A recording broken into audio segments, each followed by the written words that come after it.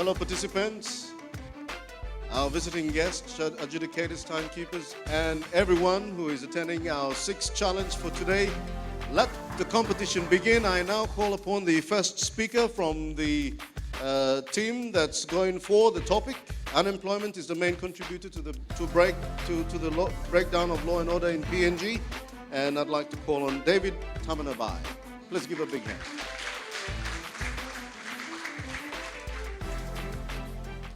Thank you, Chairperson, adjudicators, timekeepers, the wonderful audience, the opposing team, and my fellow speakers. I, David Tamanabai, am the first speaker of the affirmative team, who will be going for a topic: unemployment is the main cause of law and order issues in Papua New Guinea. Okay, before I go into my argument, I would like to introduce to you my speakers. Lomot Kiapin will be presenting rascalism in Papua New Guinea as a result of unemployment. Matthew Miria will be presenting prostitution in Papua New Guinea as a result of unemployment. And Relinda Pisimi will be concluding the topic and presenting some recommendations. Okay, to define the topic unemployment. Unemployment is a situation in which there are individuals willing and able to work but are not given the opportunity to do so. The word main, according to the Collins English Dictionary, means ultimate or the leading cause, leading. And the word law and order, law on its own is a rule that is set by a governing body by which it expects its citizens to abide by. And order is to do something in a more orderly or formal manner. Now on to my point. Today, in the streets of Papua New Guinea, in the urban centers, unemployment has left many citizens of this country to roam the streets and the jungles and swamps of our remote areas. And the society, sadly today, doesn't show any form of interest towards these unemployed citizens of Papua New Guinea. And as a result, they turn into doing illegal activities. And illegal activities such as getting involved in drugs, homebrew, criminal activities, production and selling of phonographic materials. And in a quote dated the 20th of March 2010 from the Post-Korea, page 13, a resident from the Goren suburbs stated that the youths in the Goren suburb are involved in drug smuggling, sale and production of local and phonographic material, while drinking and gambling are free to many. You see, these are very tangible example of issues that arise as a result of unemployment. And I just have something to leave with you, and this is it. It says, an idle mind is a devil's workshop. Any unemployed person, youths in particular, if they are not occupied, the devil finds opportunities to take them in coming up with evil schemes, in bringing them down. The Bible says in John 10:10 that the thief comes to steal, kill, and destroy. So my group and I make a strong stand that unemployment, I repeat, unemployment is the main cause of law and order issues or law and order breakdown in Papua New Guinea. Thank you. Thank you, Chairperson.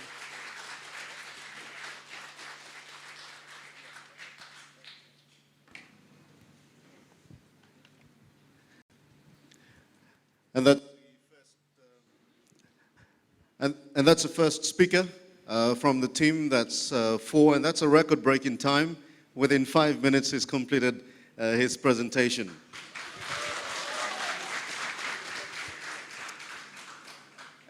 Before I call on the speaker from the opposing team, I'd like to acknowledge our partners. That's supporting partners. That's NBC Kundutu and the official flag carrier NU Guinea, and our major sponsor, which you can see behind me. That includes the National Capital District Commission, also the National Gaming Control Board, the Office of the Climate Change, the Papua New Guinea Electoral Commission, and we have the team here. So it's good to have them supporting us with their presence as well.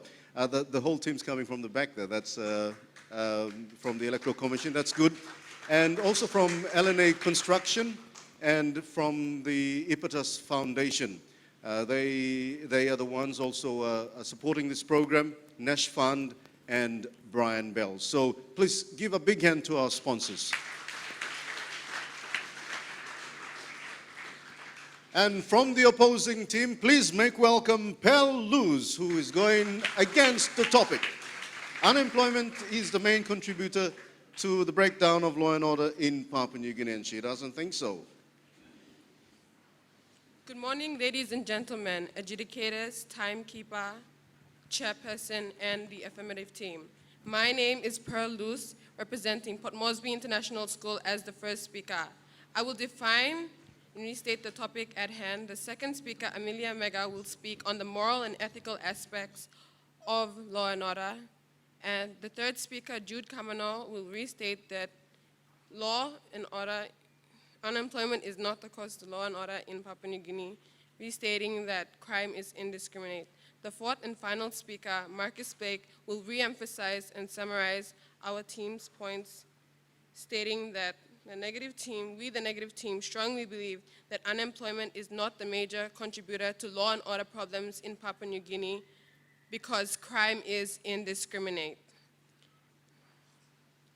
Before I move on to my points, I would firstly like to rebut on what the first speaker of the affirmative team has stated. His article on a resident in Gordon's area is generalized, thus it is inaccurate. Unemployment, ladies and gentlemen, is when people are willing to work but are unable to find paying jobs. Law and order are systems or rules that everyone in a society must obey. It is the attempt to maintain a crime-free society, which brings me to my next definition, crime. Crime is any activity that involves breaking the law. Crime can be divided into three categories. You have petty crimes, extreme crimes, and crimes that are moral and ethic. Petty crimes are small crimes that are considered as felonies and are generally punished by fine or compensation. These include theft, taking stuff from other people without their consent, vandalism, this is abuse to public property, which can be clearly seen in Port Moresby, our city here, graffiti around in public areas, that is abuse of public property. Shoplifting in shops, this is stealing of goods from retail establishments, and public nuisance. This is an example of this would be getting drunk in public areas. Extreme crimes. These are more disturbing types of crimes. Rape is forced, unwanted sex practices. Murder is the unlawful killing of another human being. A good example of this would be based on an article from last week's newspaper.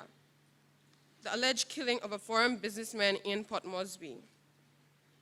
And child abuse is the physical, sexual, emotional mistreatment or neglect of children.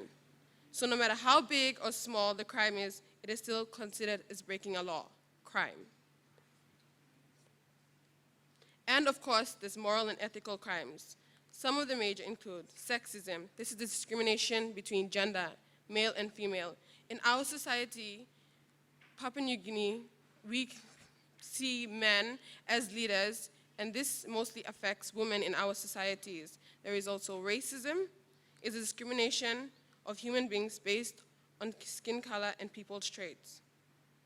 Mind you, crime can be committed by anyone, whether you are employed or unemployed. For instance, a man that is employed and is licensed to driving a vehicle can run over a person on the street. That is crime, murder to be exact.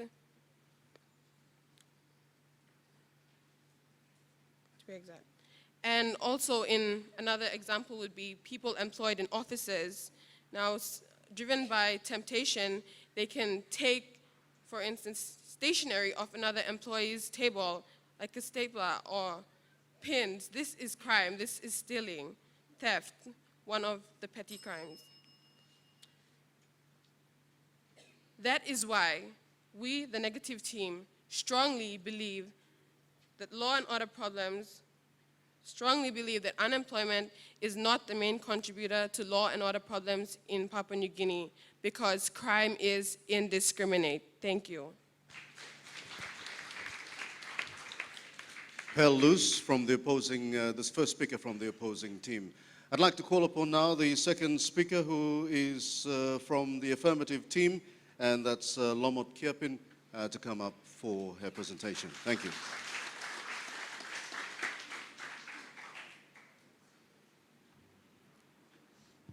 Thank you, Chairperson. Once again, good morning to my adorable judicators, timekeepers, and also my wonderful audience. I, as the second speaker, will be talking on rascalism. Before I proceed on to my point, let me rebut on what the first speaker of the opposing team has mentioned. She mentioned something about crime. Well, let me remind you that without unemployment, crime wouldn't become, that it won't become a problem. Crime has become from unemployment. Okay, moving on to my point, which is rascalism. All over Papua New Guinea, there is all forms of rascalism that is common. This may not sound good to many, but it is true that as long as you are here in Papua New Guinea, your safety has been robbed. Because those people who are committing rascalism activities, they are people who are unemployed. As you drive around or walk around the streets of Papua New Guinea, 80% of the residential houses and business buildings are fenced. Can I pose a question to you? Why is that? We're all Papua New Guineans. Why are we having fence around our backyards all around our house? Well, to tell you, the only answer to this is people want to avoid rascals getting into their place or robbing them off.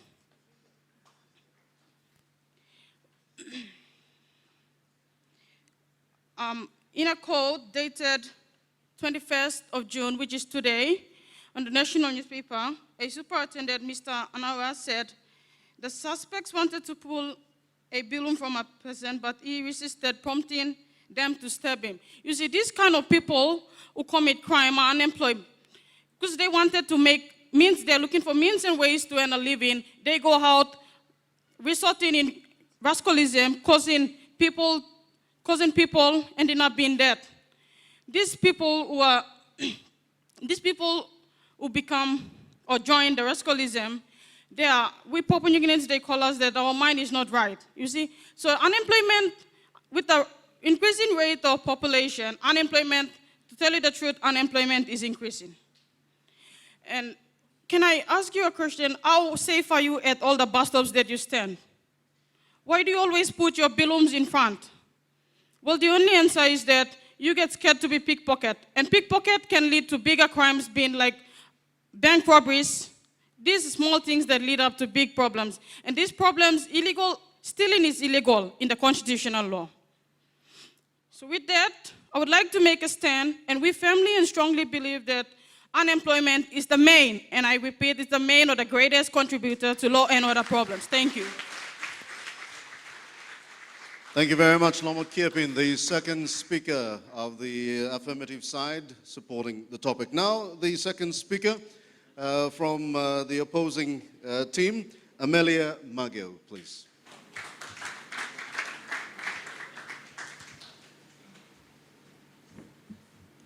Good morning, ladies and gentlemen, adjudicators, timekeepers, fellow opponents, and the audience. Before I present my case, I would like to rebut the affirmative side's argument on. As stated by the second speaker, you included something about fencing. Well, fencing is meant to be or to stop invasion of privacy, people from invading your privacy, and to mark your personal space and territory. Yes, sir. Also, another point brought up by the first speaker was crime. As how I see it, you say that crime is a means of survival. No, crime is not a means of survival because it does not make the perpetrator convenience any difference to the victim's right to his or her own happiness. Now, to my point. Crime is not purely physical, for example, murder or theft. It can also be moral and ethical crime. Moral refers to the right or wrong behaviors, whereas ethical is an accepted code of practice in which we can differentiate what is right and what is wrong. Dishonesty definitely leads to crime. The root cause of dishonesty is moral character. Moral character is a standard of right and wrong behavior. This moral character is altered in an individual's development stage, in which they mimic authority levels. Must I remind you, ladies and gentlemen, authority levels not only refers to national leaders, but anyone in authority, such as your parents, your teachers, community groups, or even sporting coaches. Basically, anyone whom we consider as in authority. Individuals mimic these authority levels, in which they think of the character of that person in authority. This action will slowly turn into a habit, and over time, it will develop into a character. And the character becomes an individual's value in life. Most times, in reality, we acquire too much negative values. For constantly practicing these negative values, the individual has already become accustomed to thinking that the negative value is right.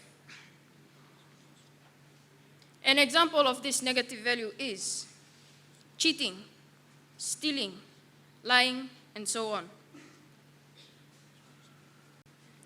Because this individual has become accustomed to this, they start depriving the rights of other people. They deprive other people's right to be safe and happy through physical,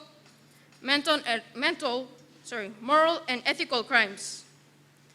It does not make the perpetrator's convenience any difference to the loss of the victim. So, ladies and gentlemen, we are a nation. Whereas a nation is led by an authority with weak individual moral characters, we are likely to find weak moral characters everywhere. Signs of these weak moral characters, are increase in HIV and AIDS, widespread drug abuse, social disorders, greed, and corruption. Therefore, good moral and character is vital for nation building. Without it, dishonesty leads to crime.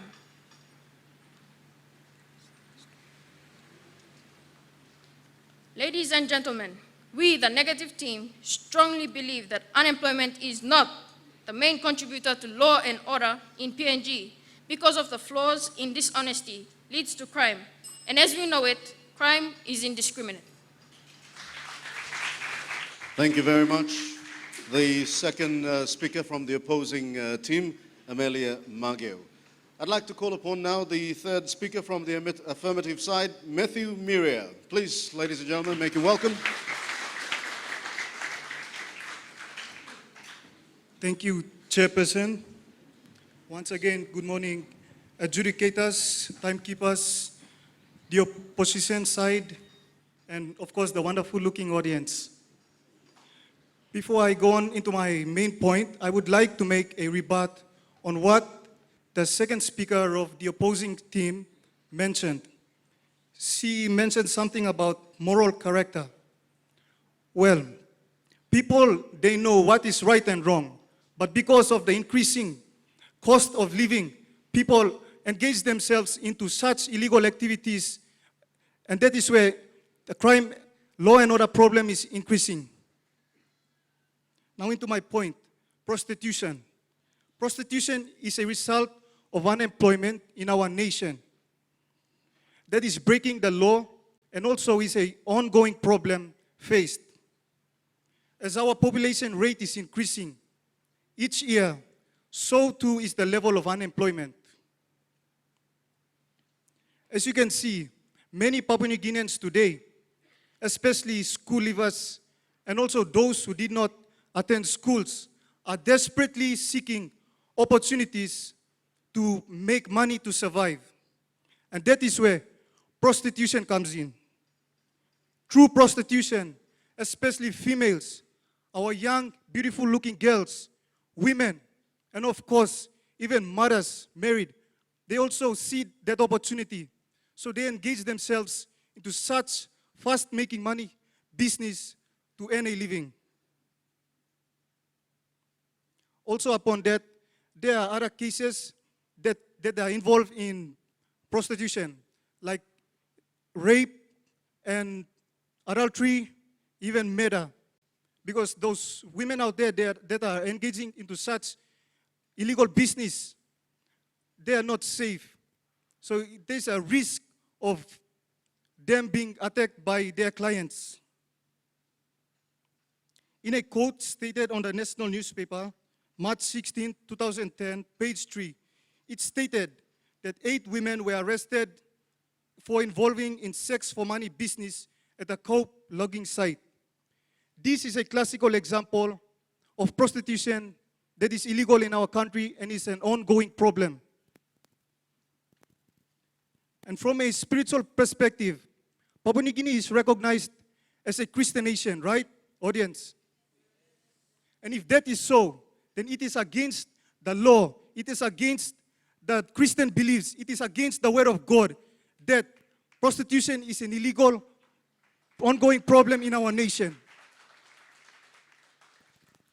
And therefore, we, the affirmative side, strongly stand and believe that unemployment is the main, it is the roots of law and order problems in Papua New Guinea. Thank you, Chairperson. Thank you very much, Matthew Miria from the affirmative team, going for the topic unemployment is the main cause or main contributor to the breakdown of law and order in Papua New Guinea. I'd like to call upon now Jude Kamano from the opposing team to come up and make his presentation. And Jude wants to become a surgeon one day. Good on you. Thank you, Chairperson. Good morning, adjudicators, Chairperson, timekeeper, audience, and fellow debaters. My name is Jude Kamano, and I am the 3rd speaker for Port Moresby International School. And my team is going against the topic that unemployment is the main contributing factor to law and order problems. Before I begin, I would like to rebut the point made by the second speaker of the team going for. She said, prompted them to stab him, as an article in the newspaper. And then she goes on to say that they were unemployed. Well, my question to her is, how did you know that the person was unemployed if the newspaper didn't say it? Well, I'll begin. What is corruption? Well, according to the Webster's Advanced Dictionary, corruption is a lack of integrity or honesty, that is, the use of a position of distrust for dishonest gain. Now, corruption takes many forms of conflict of interests. Examples of such is politicians, public servants, board members, or company executives failing to declare their personal interests in contracts or deals being decided on or appointments being made before actually taking part. A recent survey carried out by the Transparency International in 2009 showed PNG 12th in the rank of the most corrupt nation on earth. This may come as a surprise to you because we are a God-fearing nation.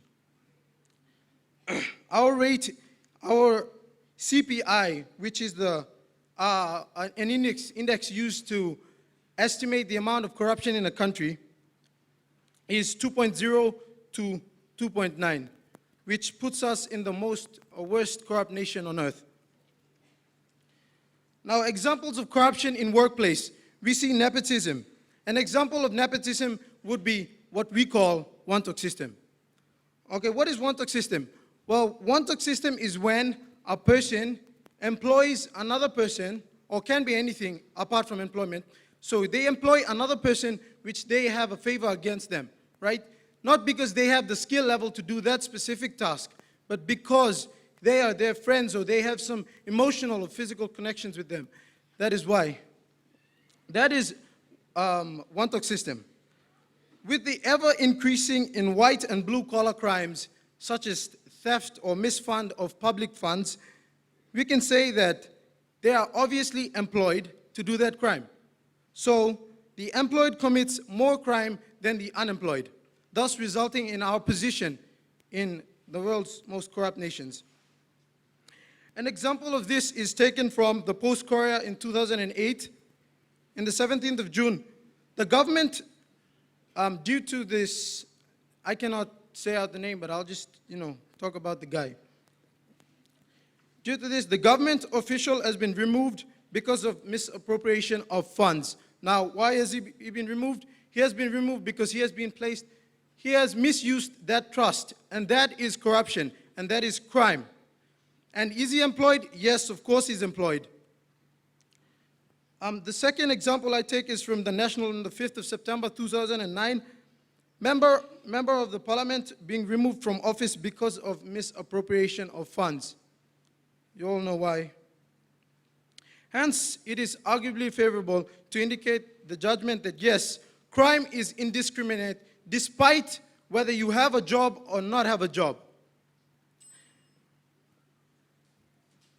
Therefore, the employed commits more crimes than the unemployed because they're in a position that is more acceptable. That is why I strongly believe that crime is indiscriminate and despite your occupation. Thank you. I really want to know the name of the politician. Unless it's public information, yeah, we have the right to know. But anyway, thanks very much. Give him a big hand. Okay, we're going to introduce now our fourth and final speaker from the affirmative team to make a point in the topic they are going for, and that is unemployment is the main contributor to the breakdown of law and order in Papua New Guinea. So, ladies and gentlemen, boys and girls, let's make welcome Relinda Pimsimi.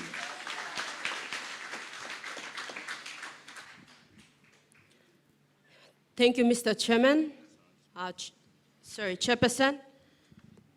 Once again, good afternoon, honorable judges, the two timekeepers, the lovely audience out there, my fellow debaters, and not forgetting the viewers throughout Papua New Guinea. Well, I'm the fourth and the last speaker of the affirmative side. We're going for a topic which is unemployment is the main contributor to law and order problems or issues in Papua New Guinea. Before I proceed on, I'd like to rebut on what the third speaker of the opposition side has said. He said something about corruption, bribery, and he said something about white-collar crime. Well, ladies and gentlemen, can I ask you one question? Do you believe that the white-collar crime is committed by people who are unemployed and unfortunate? I don't think so. White-collar crime is committed by people who are already being employed, people who have money, they are okay, and they are okay in terms of economic, social, all their needs and wants are already being fulfilled. Those are the people that commit white crimes. On to my conclusion. Unemployed people, meaning the people of Papua New Guinea, the citizens of this nation, Papua New Guineans who are unemployed, though they have this capability, the ability, and they have this reliance to work, but there's no job or opportunity provided for them to work. And those are the people who contribute most and greatly to law and order issue in Papua New Guinea. According to our constitution, some activities are prohibited or illegal. Those activities are such as already been mentioned by my fellow debaters, which is the first point was illegal items or producing and practicing, participating in illegal activities. And these illegal activities are such as consumption of alcohol, marijuana, homebrew, and etc. Like, for example, students or teenagers, you are under 18, you're not supposed to smoke, you're not supposed to consume alcohol. Yet you know the reason, yet you know that it's against the constitution of Papua New Guinea, and you as a citizen, you are committing it, you are into it, this is because of unemployment. People, they are searching means and ways to survive. They are searching means and ways to earn a living by looking for money. And the second point that is raised by my second speaker was rascalism. Rascalism comes under break and enter, hold-ups, car hijacking, even street pocketing, and etc. The third point that my third speaker has mentioned is prostitution. Prostitution is illegal, and we all know it. Well, people are still practicing, and it's an ongoing thing. We can say it's a Papua New Guinean's lifestyle. People are depending most on prostitution, rascalism. Well, you're thinking of other sectors like agriculture, but you think that agriculture will really satisfy the needs of the entire population comparing to the explosion of population in Papua New Guinea? I don't believe in that. According to my perspective or observation, the government is not taking any correct measure to solve the situation that we Papua New Guineans are currently facing. And this is reality. We cannot deny that. Government is incapable to stand firm on the laws and to uphold it. That's why, consequently, ladies and gentlemen, Papua New Guineans are taking law and order, their own mother constitution, into their own hands. And due to unemployment, these prohibited activities, for your case, it's chaosing and it's jeopardizing the progress and the prosperity and the development of this nation. As a proud Papua New Guinean and as a citizen of this nation, I'd like to call upon the leaders of this nation, as you are watching and you are seeing today, you have to take this matter into a deep consideration, and you have to make a stand, because action speaks a lot than your motive or your whatever your thoughts that you are sitting and you are watching. I tell you, action speaks a lot. Why not you take this into consideration, look ahead and create something? You are planning ahead for Vision 2050. Well, if you are not getting into the root and if you are not solving the basic things, how can you expect the Vision 2050 to prosper when there's a lot of prostitutes, there's a lot of rascalism in our community, in our province, and in the nation as a whole?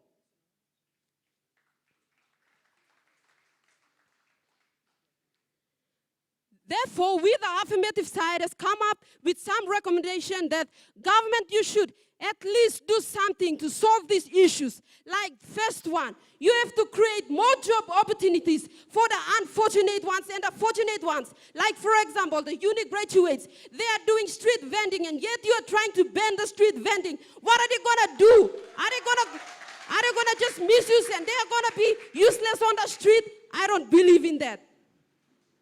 And two, you have to at least fund money to the social activities, especially like sportings, so that the youths who are involved in rascalism and prostitution, they have to get in those sectors and they have to earn a living or to make them busy so that they don't create such crimes to create law and order problems in Papua New Guinea. And the third one is you have to bring services like basic services, health and infrastructure and education back to our local villages, especially according to my place, which is Southern Islands, the remote area. You have to bring it back to, to multiply it and to stabilize the people so that they won't come into this nation, the city of Papua New Guinea, to give the bad image to you. And before I conclude, I'd like to state that whatever crime you name it, either rape, murder, you mean corruption, bribery, or whatever you name it, it is done just for the sake of earning a living, and that's money. So, we, the affirmative team or the government team, strongly, totally, and 100% sure and believe that unemployment is the main contributing factor to law and order problems in Papua New Guinea. Thank you, Chairperson. Ralinda Piseme. And we are seeing some fire from the affirmative team. I'd like to call the fourth and final speaker from the opposing team, Marcus Blake. Please, ladies and gentlemen, make him welcome.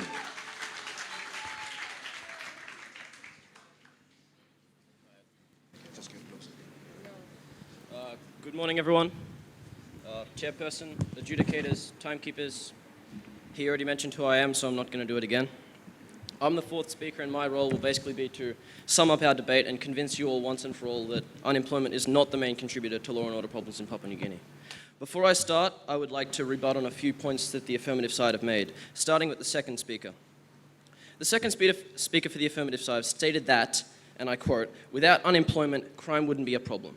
Let's imagine the Papua New Guinean society as it is today, 100% employed. I'm pretty sure there would still be crime. There is always crime. Corruption is a crime. Corruption is a crime committed by people who are employed. Next, I would like to rebut on something that the third speaker for the affirmative side stated. The third speaker stated that unemployment is increasing. Well, it's actually decreasing. It's as simple as that. It's actually decreasing. We have new projects coming in, like the LNG project, things like this. These are creating more job opportunities. As more job opportunities are created, the unemployment decreases because people are employed. There's only a certain amount of jobs in the society. Once those are filled, there is always going to be unemployment because you can't have two people working the same job. There's only one job that can be filled, and once it's filled, it's filled. No one else can take that job. Moving on to my next rebuttal, the third speaker also made a point about prostitution and how it created risk for the prostitute. Prostitution is a choice. Yes, they may be harried into that choice by poor circumstances like being unemployed or having not that much income coming in, but it's their choice. They choose to go into prostitution. And if they choose to go into prostitution, they have to live with the consequences of that. They can't say, well, I was wounded and injured, because it was their choice to go into prostitution.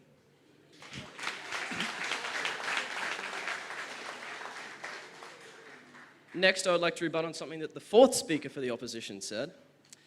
It was stated by the fourth speaker that white-collar crime, and I'm quoting here, white-collar crime is committed by people who are employed. That was the point. That's what we're trying to say. We are trying to prove today that it is not only the unemployed who commit crimes in this country. There is, and I would challenge anyone in the audience or even in my own team or in the affirmative team to convince anyone else that there is no corruption in Papua New Guinea, because there is corruption in every country in the world, however big or however small.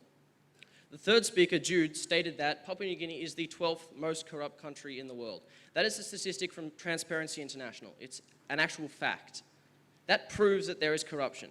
Corruption, one of the many definitions of corruption, can be defined as crime in the workplace, which means that the people committing the crime are employed. Therefore, if they're employed, they're not unemployed. If they're employed and they're committing a crime, that means that it's not only the unemployed who are committing the crime. And Papua New Guinea, 12th most corrupt nation in the world, it's a fact. We have to live with that. It's a very unfortunate fact, but it is a fact nonetheless, which means that it's not purely the unemployed who are committing crimes. Something else I would like to rebut on. The fourth speaker also mentioned consumption of alcohol and how this is illegal. It's only illegal if there's two factors. One, if it's in a public place and you become intoxicated and start harrying passers-by. And two, if you're underage. If you're not either of those two things, you can still consume alcohol. And you can be employed underage. There are people who have just left school at year 10 and go into the workplace. There are also people who consume in public places and are employed. It's not purely unemployed people who commit crimes. It's not purely unemployed people who commit crimes. And this brings me to my next point. Crime is indiscriminate. What do I mean by indiscriminate? Well, it doesn't matter how old you are, it doesn't matter where you're from, it doesn't matter what gender you are, and it doesn't matter, most specifically, whether you're employed or not. If you commit murder, you've still committed murder. You've still killed someone, and you have to face the consequences of that. Likewise, if you steal someone's iPod, you've still stolen someone's iPod. It doesn't matter if you're employed or not. Someone can steal a mobile phone in an office. They can be employed and steal someone else's mobile phone. They're employed, they've committed a crime. As stated by the first speaker, someone who's employed has a car. If they run someone over, they've still committed murder. if they plead guilty, it's manslaughter, but you get the idea. They've still committed murder. It's still a crime, regardless of whether they're employed or not. As I stated, this is the whole point of our debate. This is what we're trying to convince everyone of, is that crime is not purely committed by the unemployed. Yes, the unemployed commit crimes. We have to concede that point. It's a fact. But that's because everyone commits crimes. White-collar crime is, if not the biggest, then certainly one of the biggest, well, crimes, if you like, in Papua New Guinea. And I mean corruption. As I previously stated, it's crime within the workforce. And that's what it comes down to in this debate, is that the workforce commit as many crimes, if not more crimes, as those who are not in the workforce. For example, street vending.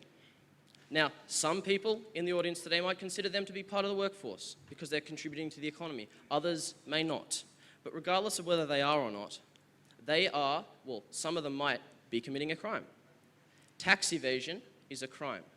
Now, bring that up because if you receive an income, you have to pay tax. Not just GST, goods and services tax, on what you buy. You have to pay a tax on what you earn.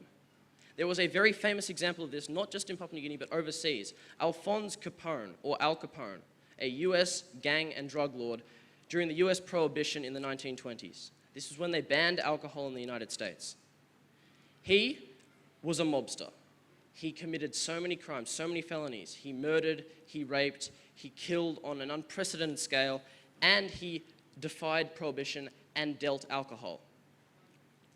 They couldn't get him on any of those charges and put him in jail because they couldn't convict him. He didn't have a record, he didn't have a bank account, any of this sort of stuff. They got him on tax evasion. Why?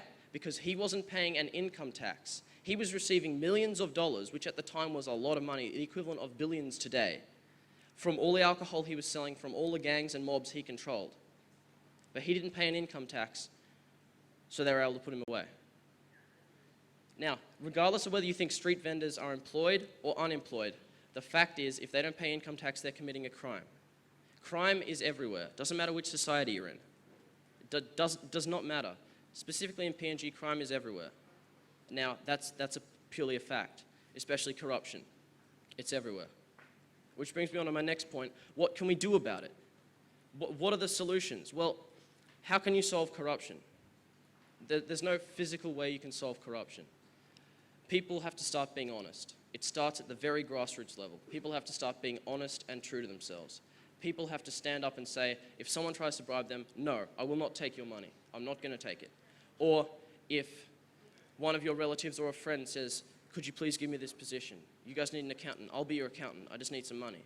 You have to say, do you have the qualifications? And if they don't, you have to be hard on them. You have to say, well, sorry, but you don't have the qualifications to do that job. It starts at the very grassroots levels. You can spread awareness. We have things like the Walk Against Corruption. But those things only spread awareness. It all starts with us. We are the ones that can make these changes, can change the amount of crime.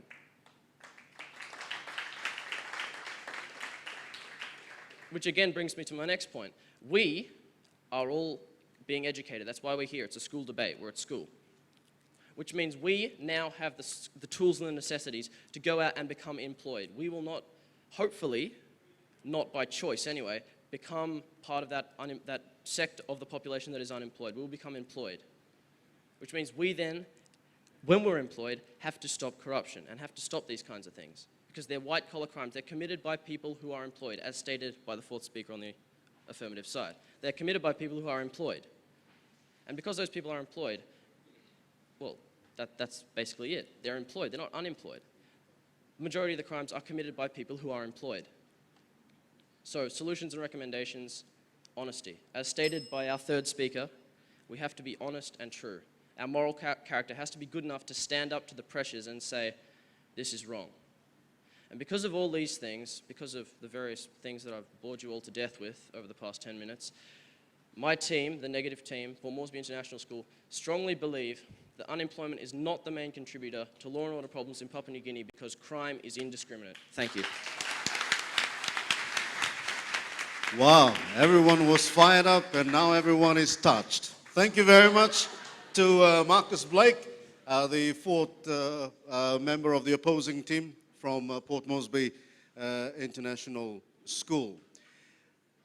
If you can stand up. Well, we've come to the end of the sixth challenge, and I'd like to say thank you to our participating team. Firstly, Marcus Blake, Jude Camano, Amelia Maggio, and Pearl Luce. And from Kiliakila High School Secondary, it's Relinda Pisimi, David Tamanabai, Lomo Kiepin, and Matthew Miriam. Please congratulate each other and you can leave the team. Thank you very much.